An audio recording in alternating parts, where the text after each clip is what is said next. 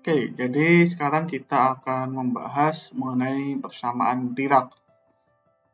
Nah, jadi sebelumnya kita akan membahas mengenai persamaan Glenn-Gordon, di mana persamaan Glenn-Gordon itu adalah persamaan diferensial dengan turunan kedua terhadap waktu, yaitu A bar kuadrat dA lembar kuadrat plus M0 kuadrat C kuadrat psi sama dengan 0. Nah, dalam persamaan Glenn-Gordon itu solusinya psi itu mengalami dua permasalahan, yaitu adanya kemungkinan dapat probabilitas yang dapat negatif dan juga keberadaan dari partikel yang memiliki energi negatif. Nah, dalam kasus non-relativistik, gelombang partikel itu kan didistribusikan oleh persamaan Schrödinger yang memiliki bentuk turunan pertama terhadap waktu, yaitu IH bar parsial psi parsial D sama dengan minus H bar kuadrat per 2M Laplacian psi. Nah, untuk di sini persamaan Glenn-Gordon itu adalah turunan kedua dan persamaan Schrödinger itu adalah turunan pertama. Jadi kita ingin membuat suatu persamaan teori kuantum relativistik dengan turunan pertama terhadap waktu. Jadi si Paul Dirac ini mencoba membangun persamaan Schrödinger relativistik yang berisi turunan pertama terhadap waktu. Nah, jadi bentuknya secara umum itu dapat dibentuk seperti ini. H per C Hamiltonian psi sama dengan IH bar parsial psi parsial CT psi sama dengan alpha dot P plus beta MC psi gitu ya. Kalau kita lihat dimensinya di kedua sisi itu sama-sama momentum semua. Nah, di sini kita bisa melihat bahwa turunan terhadap waktunya itu adalah turunan pertama, dan juga alfa dan beta itu adalah parameter yang perlu kita cari gitu ya, agar persamaan ini itu ketika dikuadratkan akan kembali pada bentuk persamaan Glenn-Gordon, dan pada kasus non-relativistik akan kembali ke persamaan Schrödinger. Ya, kalau otomatis kalau misalkan bentuk kuadratnya itu turunan kedua terhadap waktunya itu membentuk persamaan Glenn-Gordon, maka limit non-relativistiknya pasti akan kembali ke persamaan Schrödinger.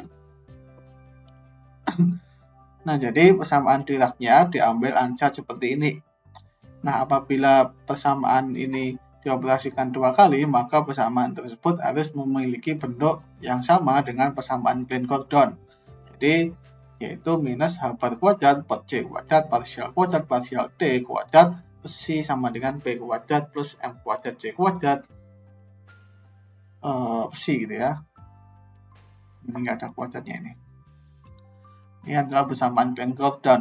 Nah, kalau kita ambil dari persamaan Dirac yang dikuadratkan, kita akan memiliki bentuk minus H bar kuadrat per C kuadrat parsial D kuadrat psi sama dengan alfa A PA ditambah beta MC dikalikan alfa B PB ditambah beta MC psi gitu ya.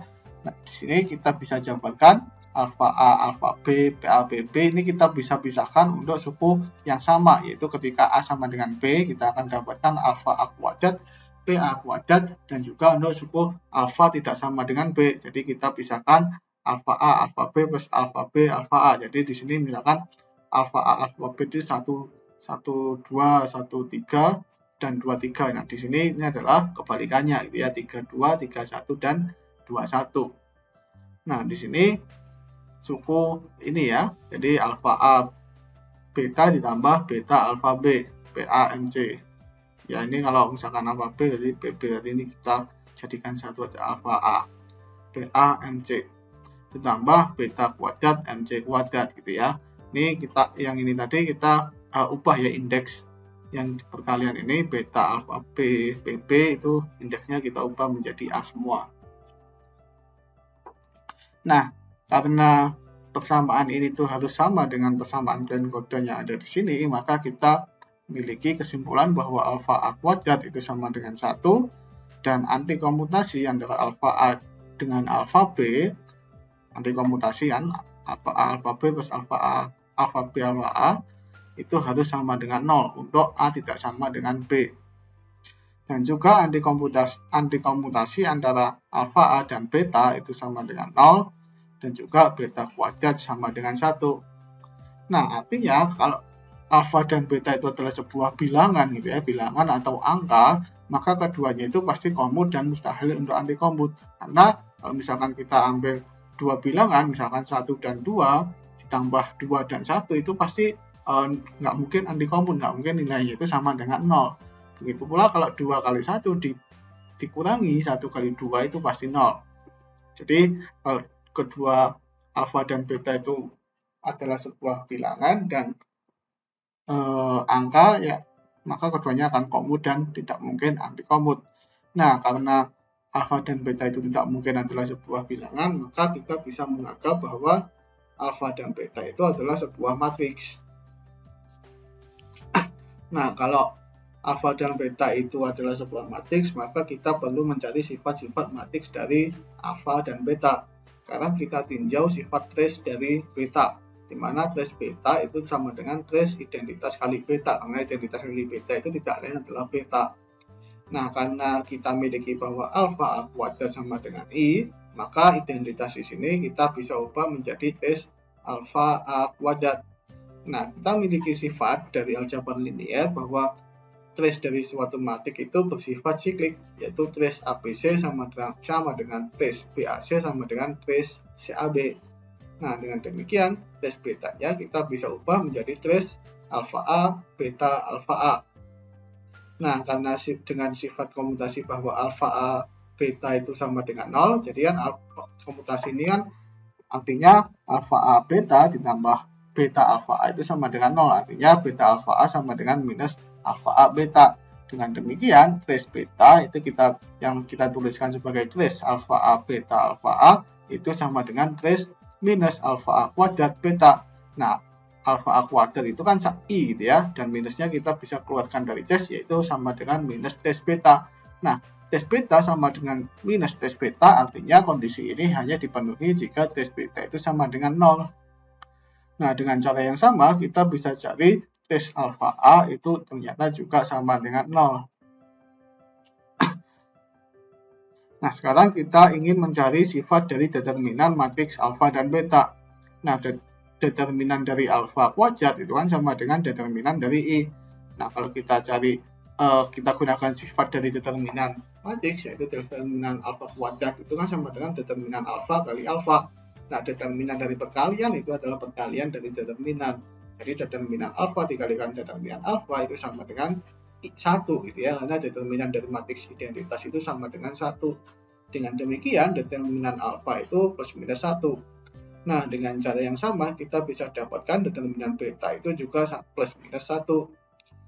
Karena trace itu adalah jumlah dari nilai eigen dan determinan itu adalah perkalian dari nilai eigen, maka nilai eigen alfa dan beta itu haruslah plus minus 1. Karena kalau misalkan jadi misalkan di sini matriksnya gitu ya. Jadi trace-nya kan jumlahan dari komponen diagonalnya. Itu jumlahan dari komponen diagonalnya itu sama dengan nilai eigennya, jumlah dari nilai eigennya. Sedangkan determinan itu adalah perkalian dari nilai eigennya. Nah, kira-kira 4 komponen kalau dijumlahkan sama dengan 0, kemudian dikalikan sama dengan plus minus 1, maka kemungkinan yang paling mudah itu adalah nilai eigen alfa dan beta itu haruslah plus minus 1 gitu ya. Tapi bisa saja misalkan plus seper C, kon C itu konstan, terus ini plus minus seper C, terus ini plus C, minus seper C gitu ya. Ini kalau dijumlahkan 0, kalau dikalikan ini 1 gitu ya. Tapi ini akan pasti kalau dikalikan itu 1, nggak mungkin minus 1. Jadi bentuk ini tuh nggak mungkin gitu ya. Jadi satu-satunya cara nilai eigennya itu plus minus 1. Nah, karena nilai eigen itu plus minus 1 dan matrik itu lead trace, yaitu trace-nya 0, maka dimensi dari alfa dan beta itu harus genap. Nah, karena kombinasi plus minus 1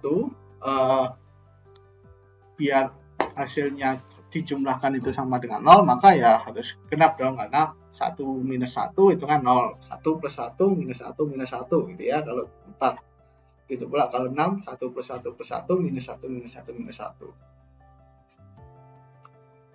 Nah, jadi kita memiliki bentuk kesamaan Dirac seperti ini karena kita tahu bahwa Hamiltonian dan momentum itu bersifat Hermitian, Maka kalau kita lakukan Hermitian konjugat, maka kedua sisi ini harus sama gitu ya, harus Hermit. Jadi H per C Hermitian konjugatnya itu sama dengan H per C. Nah, dengan demikian alfa dan beta itu juga harus Hermitian kan, biar memenuhi kondisi ini. Di alfa Hermitian konjugat dan beta Hermitian konjugat harus sama dengan dirinya sendiri.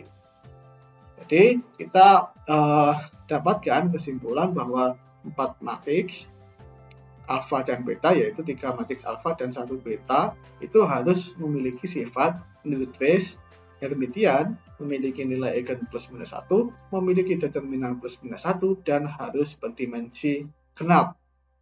Nah, sebelumnya kita memiliki 3 matriks pada dimensi 2, yaitu matriks Pauli. Matriks Pauli itu memenuhi semua sifat yang ada di sini. Hanya saja matriks Pauli itu hanya memiliki dimensi 2 gitu ya. Nah, dan kita nggak bisa membangun matriks 2x2 lain selain matriks Pauli yang memenuhi kondisi ini. Ya silahkan dibuktikan sendiri gitu ya, kan nggak mungkin ada matriks lain selain matriks Pauli yang memenuhi kondisi ini.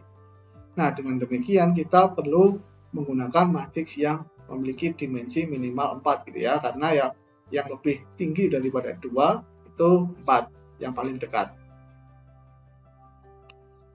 Nah, jadi kalau pada matriks 4x4 kita bisa dapatkan 4 matriks gitu ya.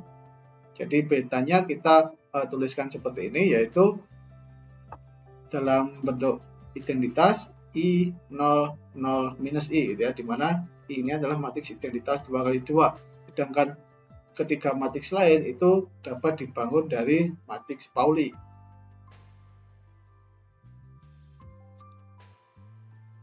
Nah, jadi kita memiliki bentuk persamaan Dirac seperti ini. Persamaan Dirac ini dapat dibangun dalam suku matriks gamma gitu ya, enggak dalam matriks alfa dan beta. Nah, gimana caranya? Kita perlu mengalihkan kedua sisi dengan beta dari kiri. Jadi H bar beta parsial X0 per C sama dengan beta alfa I PI plus identitas MC kuadrat per C. Nah, kita definisikan gamma 0 itu sama dengan beta dan gamma I itu sama dengan beta alfa I gitu ya, sehingga kita akan dapatkan bentuk seperti ini, di mana PI itu adalah minus IH bar parsial XI.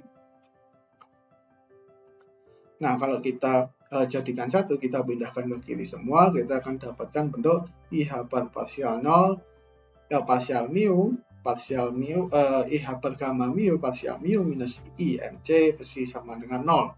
Kalau kita definisikan P slash sama dengan gamma mu P mu, maka kita dapatkan bentuk persamaan P slash minus MC psi sama dengan 0. Nah, persamaan ini terkadang disebut sebagai persamaan Dirac bentuk kovarian. Nah, jadi kita memiliki bentuk dari matriks